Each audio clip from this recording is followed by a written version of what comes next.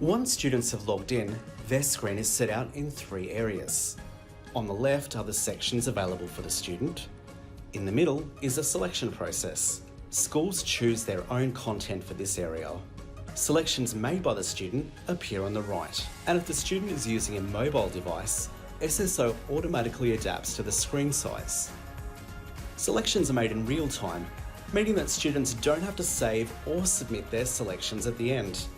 This also means that students are only able to make choices that meet the criteria set by the school. If previous results determine what students will be able to choose, schools can show each student their previous achievement.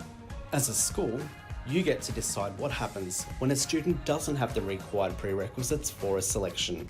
Selection requirements for instructions are shown in the left margin. Rules that apply throughout the selection process appear at the bottom of the page and will disappear when they've been met. Each selection has simple colour coding. Green shows that the selection can be chosen without conditions. Amber shows that there is limited availability, or if the student would need to request an override of the prerequisites. And red shows that the selection is not available for the student to choose or request. By hovering over any icons, students can see additional information related to each selection.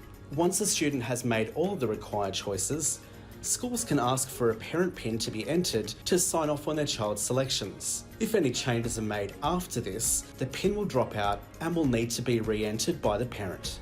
Students can download a PDF of their completed selections, and if there are any payments associated with the selections, schools can choose between a payment report generated for the student or collecting payment online. Your team will love what SSO can do. The staff member linked to each selection can use SSO to respond to any override requests. Course counsellors can assist students with making their selections and have their course counselling appointments booked as part of the selection process. Home teachers can update the details of students if they're having issues accessing SSO. It's that easy. Let SSO guide your students through their selection requirements. Get in touch with us to find out more.